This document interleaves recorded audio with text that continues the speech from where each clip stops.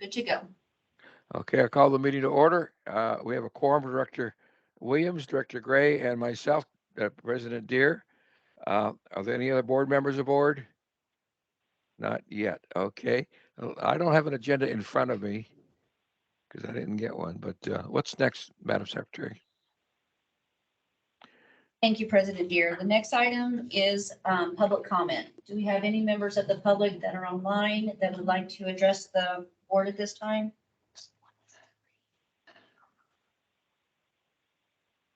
Hearing none, the next item is number 4, discussion items. She was at the meeting.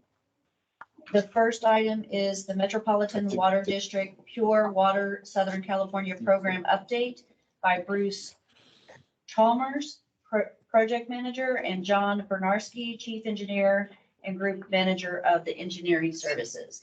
So we have their presentation that's pulled up on the screen. If you'd like to go ahead and start. Okay, well, thank you for that introduction, President Deere and members of the West Basin Caucus.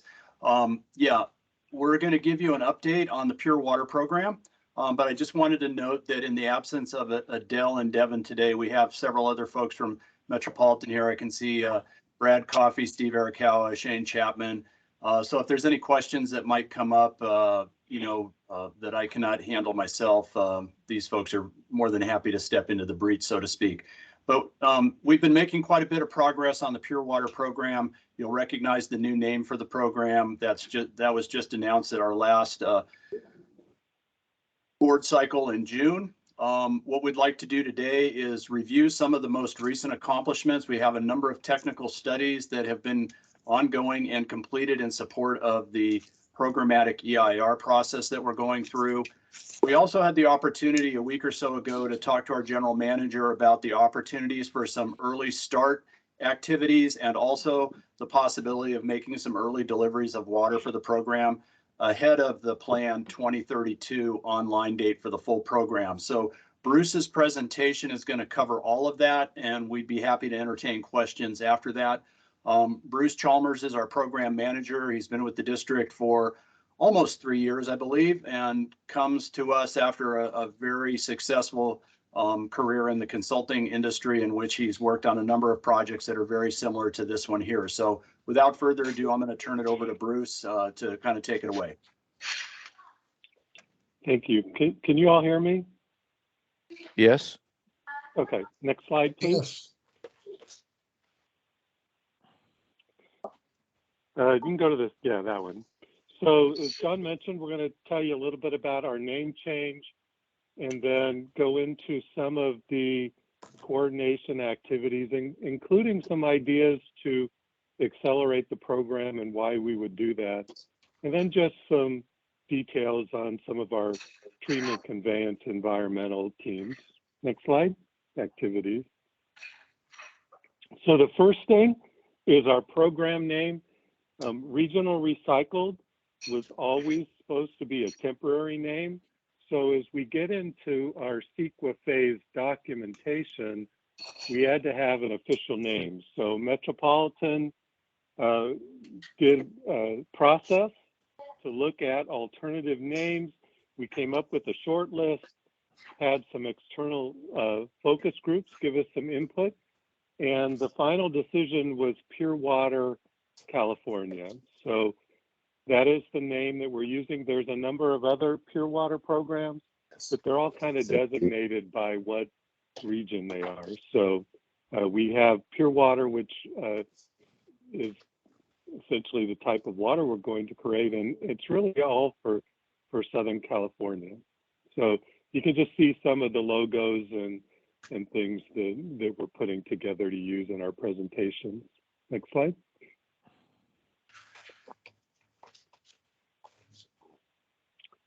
So looking at some of our continuing coordination activities, we've had a lot of calls and coordination with West Coast Basin agencies, including your agency, West Basin, including LADWP, including WRD. Oh, you muted? Yeah. Oh, okay. We've also had meetings with our Central Basin agencies, and we're having meetings with each of the communities along our pipeline to make sure that the alignments we're selecting are okay with those agencies. We've met with the city of Carson, and it's been approved by their staff and is being approved by the city council. We've also had meetings with the city of Lakewood and the city of Long Beach. So we're talking about potential demands, we're talking about alignment, then we're talking about how we can mitigate community and business impacts. Next slide.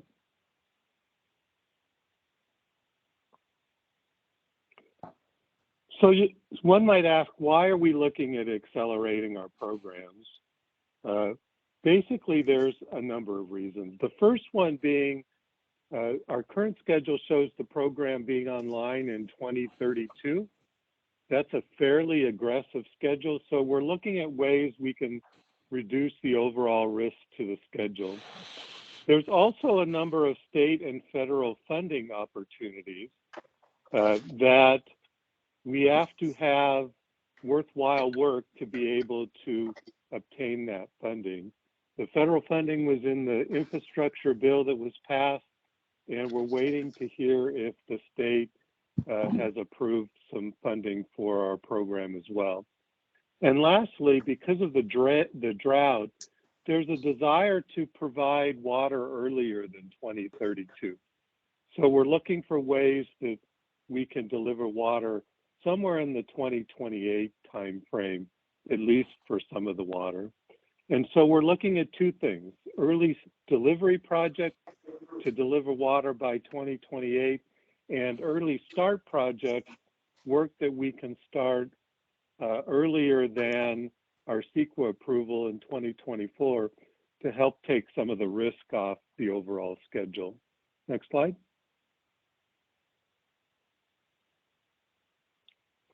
So early delivery, again, or to finish prior to 2032, somewhere in the 2028 timeframe. Excuse me. And we're looking at somewhere between 10 and 30 MGD of our 100 MGD total for phase one. And the early start activities are, like I said, are more to reduce risk. And so some of the guiding principles, if you will, are that the opportunities have to be cost effective. We don't want to be wasting money, even if some of it is grant money. The schedule we talked about, we don't want to strand any assets, and we really want it to fit into the program as we're planning it. Next slide.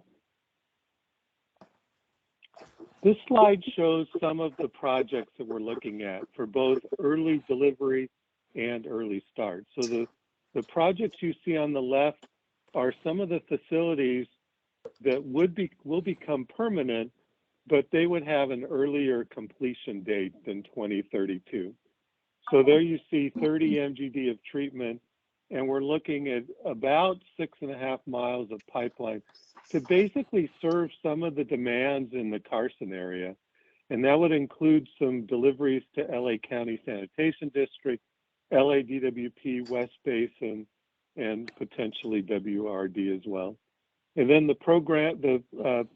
projects at the right are more general in nature. They're completing some of the preliminary design for some of the pipeline and tunnels early, as well as some of the site work at the Forco site. Next slide.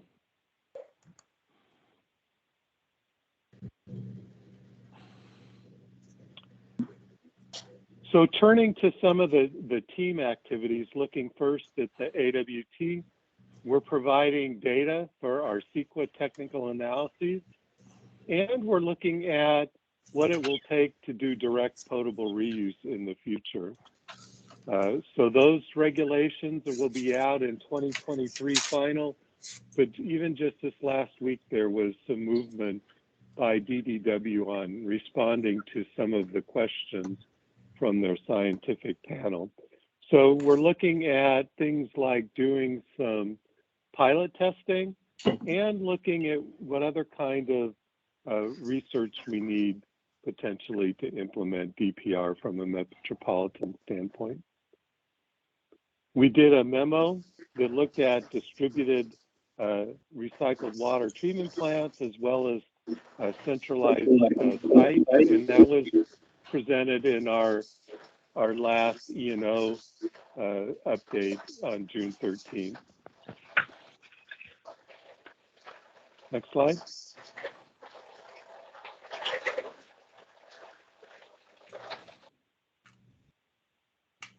Okay.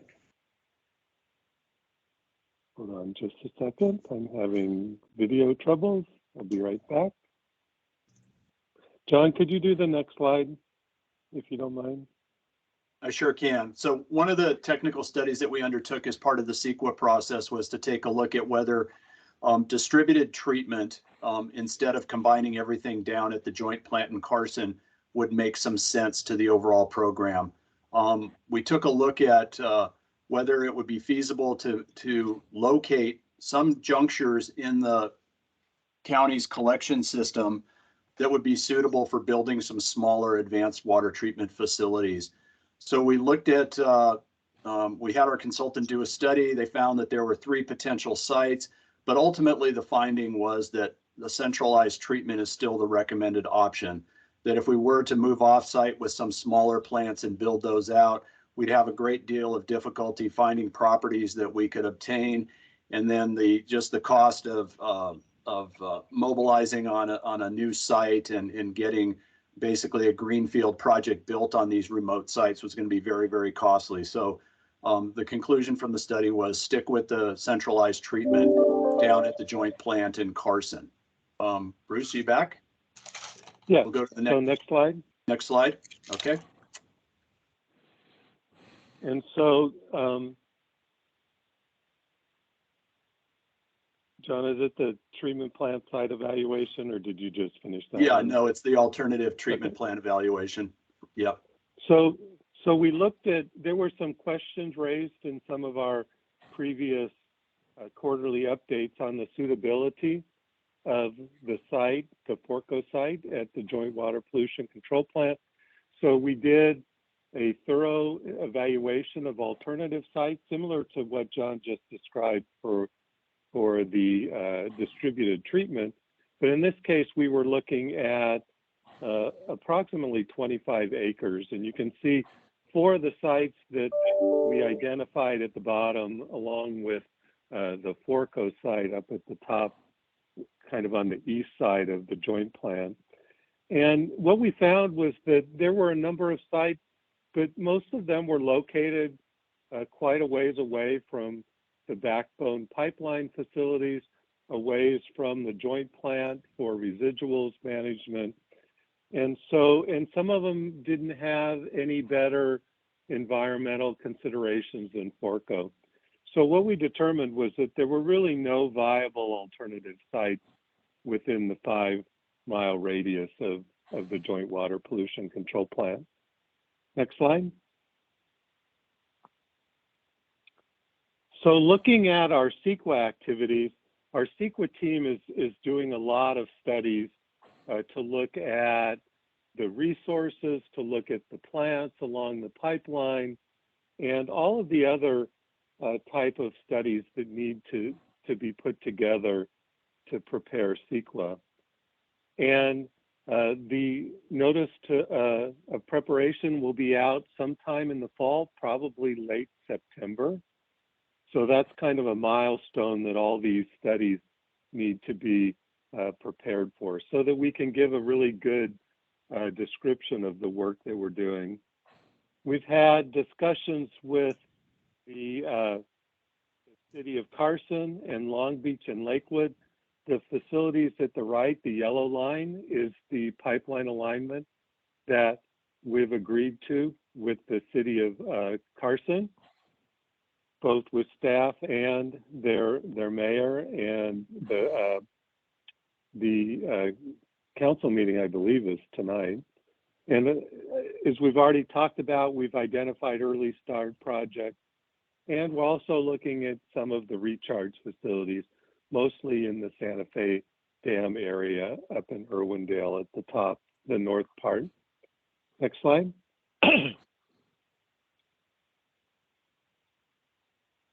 Finally, looking at our CEQA activities, there you can see some of the studies that I mentioned that we were preparing data for. But there's the schedule, tentative schedule on the right. So the notice of preparation this fall, the draft EIR for public review about a year from now in mid-2023, with the EIR completed by January of 2024. And then we would take that to the board for certification by the end of the first quarter in 2024.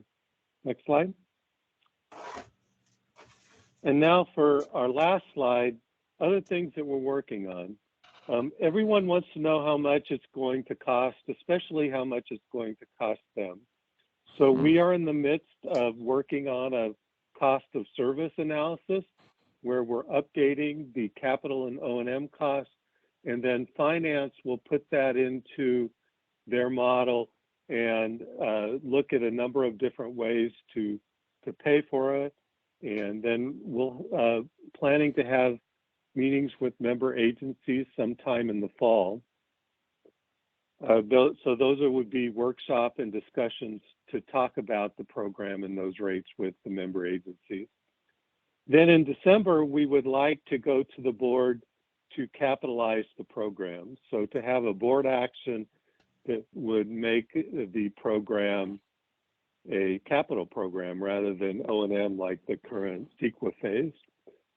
We'll continue to pursue grants with the state and federal government, and then we'll continue to work with our teams and the board to determine what, if any, of the early start, early delivery projects we can start implementing early.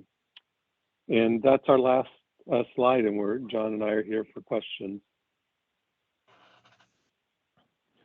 It looks like Russell Lefebvre has his hand up. Russell? Thank you, Chair. I thought that we were looking at early projects running west of the plant, and it looks like we are now running east. Did we change, or am I simply not remembering correctly? Yeah, Director Lefebvre. Oh, go ahead, Bruce. No, go ahead, John. Okay, yeah, Director Lefebvre, there's a couple things that are developing that have caused us to not show that pipeline going west any longer. We really wanted to solidify and be able to start our efforts on the backbone pipeline system. So we've been working very closely with the city of Carson. They had a council meeting yesterday where they approved the pipeline on Sepulveda going up to Alameda. So we're on board with that. We've also been working very closely with West Basin, LADWP, WRD, and City of Long Beach to understand where the demands are going to be for this water in the area. And from those discussions, it appears that it looks like connections with West Basin to the east, and then LADWP very close to the plant itself will be kind of the optimal places for this water to go into those two systems. At the present time, it doesn't appear that there's a need for us to build a pipeline going west from the plant for some injection wells that WRD may or may not build in that area. Earlier on, we thought that they were going to site some wells and need water directly from the project there, but it looks like there's a number of things that are in play right now when we're trying to get that all sorted out. Thanks, John. Sure. So John, just to piggyback on that last part, Yep. WRD has kind of moved their target location for injection wells a little bit to the east from where they were originally looking at it. So instead of supplying just replenishment water for the Torrance desalter, they're also planning on supplying water to some of the other groundwater pumpers, Long Beach and some others. And so that's like right smack in the middle of West Basin's service area. And it's just a real short connection off the backbone to the West Basin system. So that's kind of the current plan. It could change, but that's kind of where it looks like everybody is going today.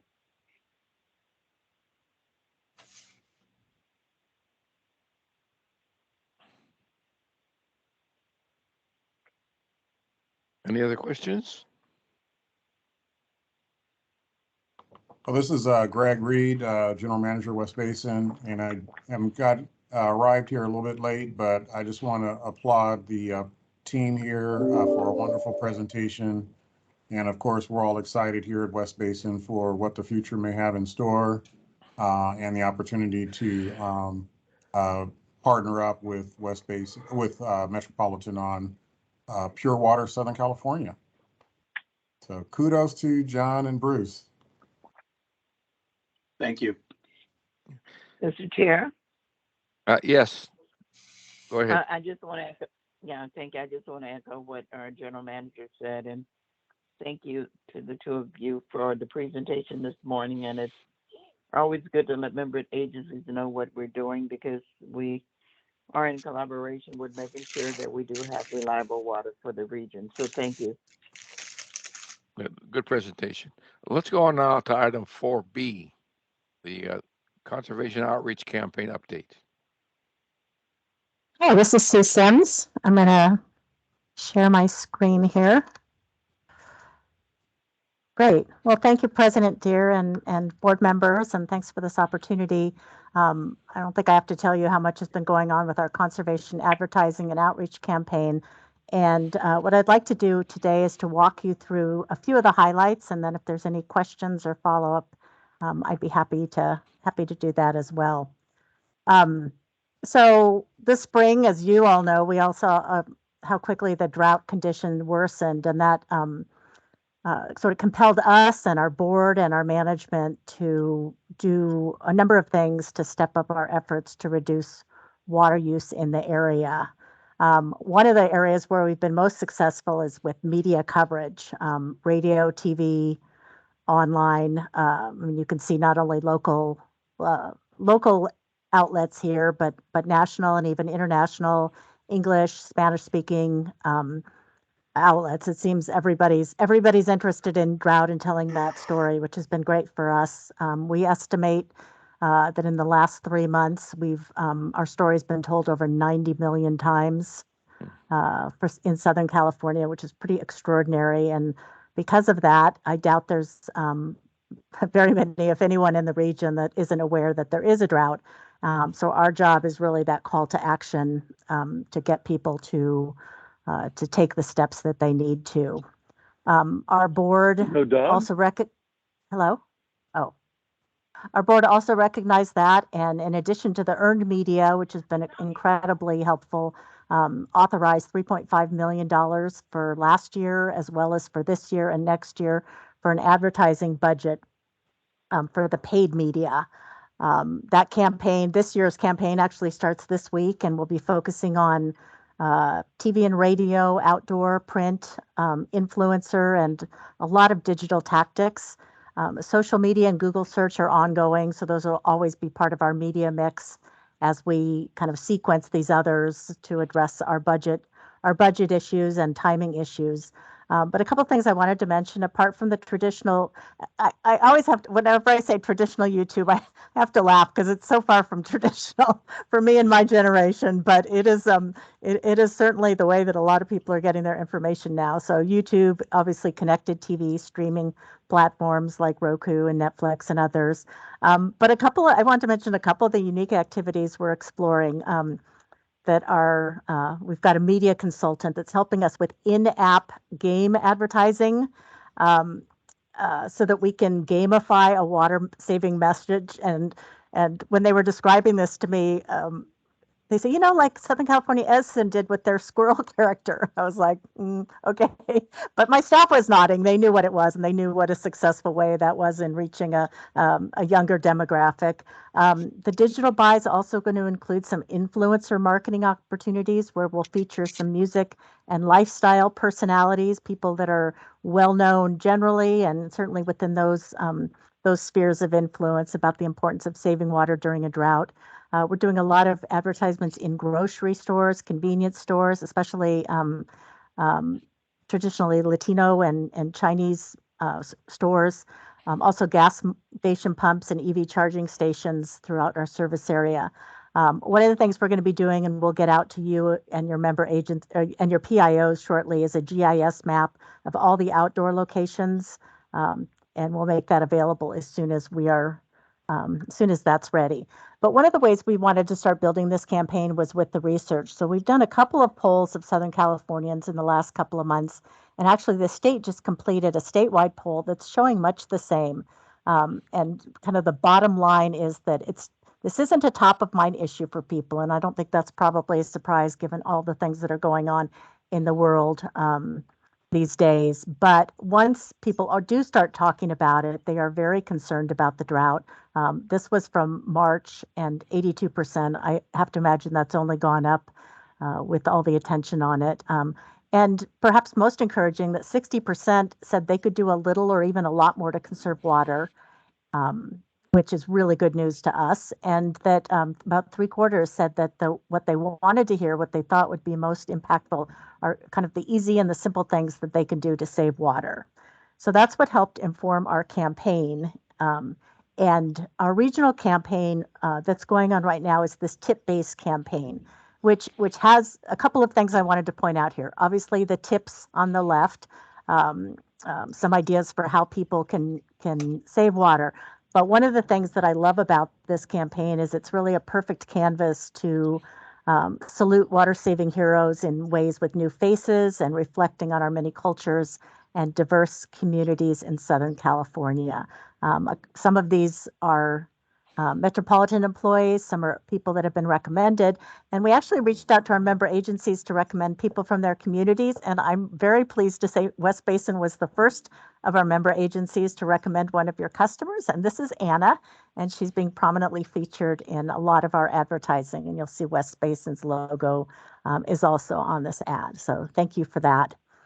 It's also proving to be really easy to adapt the messaging. You'll see here on the left how we started, but how that has quickly evolved to not only the drought emergency or we're in a drought messaging, but also the tips have evolved in some cases to be more drought focused and to talk about kind of the more extreme nature. We also have new pages and toolkits on our Be Water Wise website with fact sheets and social media posts and downloadable content. And we've got new landing pages for both Spanish and Chinese language materials. As I mentioned, there's a lot of good resources here. Hopefully some of you have seen our site over the years, but we're continuing to add to that with things like tip cards that restaurants and hotels can get from us, and illustrated guides on how to save water around your home for residents, for businesses, for organizations. So that's been a very popular feature that we've been able to distribute. And then also outreach to commercial and industrial and multifamily sectors. That's a key part of our communication strategy. And we'll soon be launching a program to celebrate the water saving achievements of several business partners throughout the region. We hope that will amplify. But at the same time that regional campaign is going, we've also launched a number of supplemental campaigns for specific to those service areas that are under the water shortage emergency. The ones, and this map may have evolved a little bit, but essentially the areas in the darker colors where that are either entirely or largely dependent on the state water project supply. So we've been working with them to create customized materials that are unique to the different restrictions and needs. Here are a couple of the visuals that we've used, one for LADWP and one I think for IEUA. We're also working on a drought dashboard that'll be on our website soon, we hope. That'll give people a chance to see how they and their water agencies are doing to meet their conservation targets. And then we're doing some specialized marketing in those regions in big box stores and other retailers that'll help highlight which products offer rebates for Metropolitan and other water agencies. They have those QR codes on little signs, and that not only allows people to get more information about the rebate, how much it is, but also it lets us track and measure the monitor activity, and track and monitor the rebate activity on those products. And staff told me yesterday that they've had more than 1.5 million people click on either those QR codes or specialized marketing on through Google for those targeted areas, and 11,000 people have directly gone to the Be Water Wise and our rebate website. So we're excited about doing that kind of specific marketing in these areas. Our campaign is currently on radio. Hopefully you've heard some of those ads, and not just in English, but in multiple languages, and in television. A couple of different ways. TV stations have taken video and scripts that we've written and created their own commercials. The thing we like about this is, one, that they can do it very quickly, and they also use their on-air personalities, whom viewers are familiar with and have a lot of trust. But we're also creating our own television commercial, and I wanted to show you the latest that our staff did, and doing it in-house. One, we were able to do it very quickly, and two, we were able to do it for a fraction of the cost of using an outside firm. What my staff told me was that this ad cost us about $1,500 to produce from beginning to end, and it would cost us somewhere in the neighborhood of $150,000 to $200,000 if we'd gone and had that done completely on the outside. So we love that because it's dollars that we can put directly into advertising or other efforts. So let me play this commercial for you.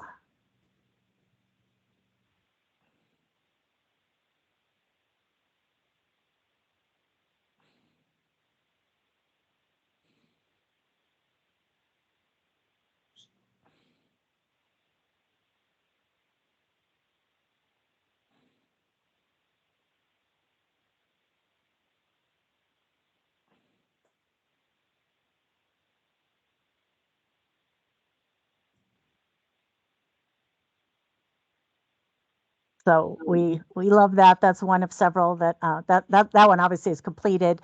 I looked this weekend. It's got over 12 million views on YouTube, which is pretty remarkable considering it's only been out there for a couple of weeks. We're also, as I mentioned, doing radio ads, kind of generalized ones, but also some that are specialized for communities. And let me play you two of those.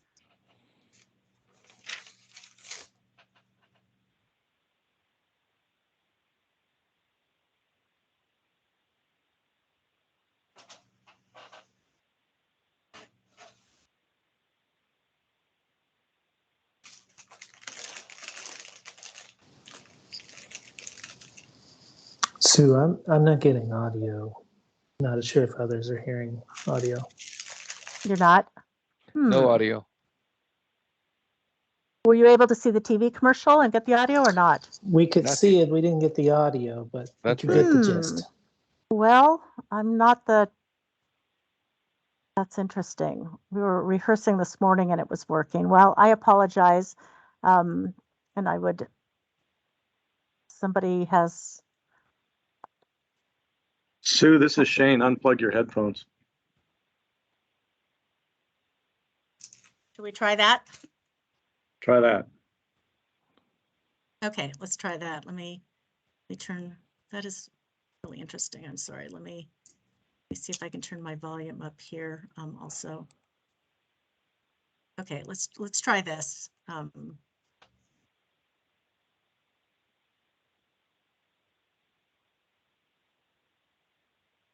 Back to this.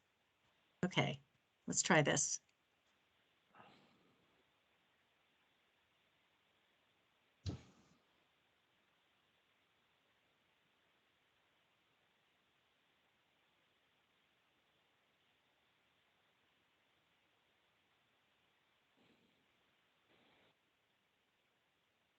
Oh, We're not getting any audio. No. okay. I remember one time there was a setting that needed to be changed, and unfortunately, I'm sorry. I guess that was working on our system between us at MET, but apparently it wasn't set up here. Well, anyway, we've got this new commercial. The two radio ads that we're going to play, one is customized for Woodland, Simi Valley and Thousand Oaks with very specific messaging about what days they can water. The second one was a collaboration that we're working on with Tree People that's co-branded with that agency as well as with ours to talk about how you protect and maintain trees in the drought. So, whoops. Okay. Whoops. Okay. Anyway, I am sorry about that. A couple of the other outreach efforts that I wanted to mention that we're getting some good traction on. Obviously, we love partnering with our member agencies and with the state. And I have to say, your social media and your graphics have just been terrific. The West Basin stuff is really strong. I always enjoy seeing that on social media. If you were out on the freeways either over Memorial Day weekend or again the weekend before last, you hopefully saw the Save Water messages on Caltrans electronic freeway boards. Those were run on 1,100 boards statewide. We love that. Again, it's something that doesn't cost us anything and has a huge audience. So we're continuing to work with the state, not only on that, but on their Save Our Water campaign. The governor's budget that he just signed has $50 million for Save Our Water outreach and advertising. And we intend to get our hands on some of that and help our member agencies do that as well. One other thing that I wanted to mention is that we're doing a lot of work with local and national hardware stores and nursery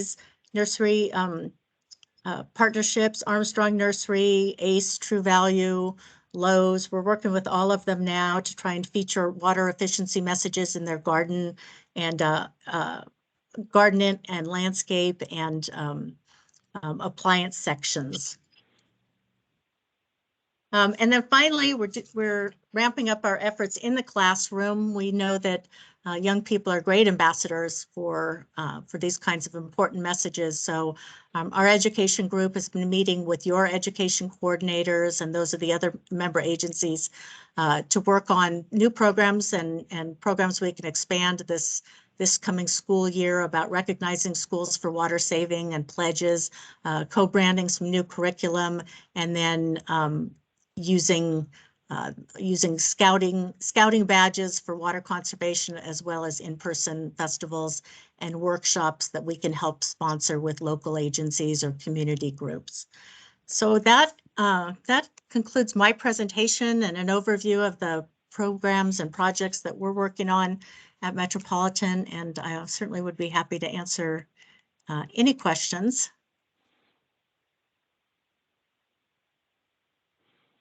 Well, that certainly was a good overview. I appreciate that. a good quiet overview. Well, I think the results are remarkable. I mean, did you say 99 million stories of the drought being told? Yeah. Here in California? That's powerful. No, I know 90 million, and then the numbers on social and digital media, YouTube continue to grow too. So I mean, our challenge obviously for all of us is to translate that awareness into action. The state board will be coming out with its June numbers.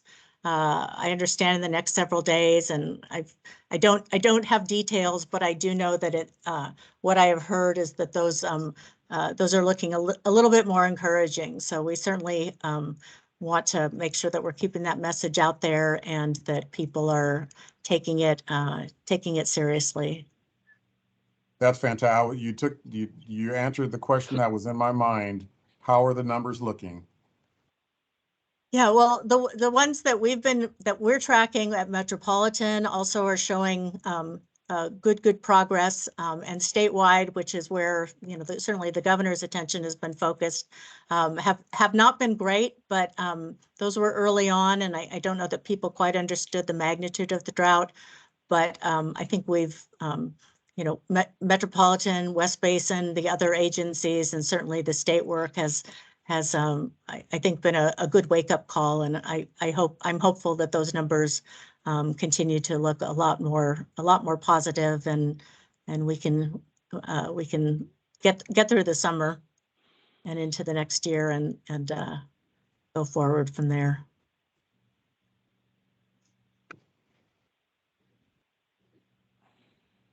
All right, very good. Thank Great. you again. Certainly. And good work on your audiovisual problems. Okay. Uh, Greg, any more business to come before the group here today? I don't believe we have any additional business other than the discussion items that have been exceptional. Right. They did a great job. Well, okay, then if there's no other business, I'm going to adjourn the meeting. This meeting is adjourned. Thank you. Thank you, everyone. Thank you, President Deere. Thank you, Thank you. board members. And Thank you. thank you to the Metropolitan team and all of our guests.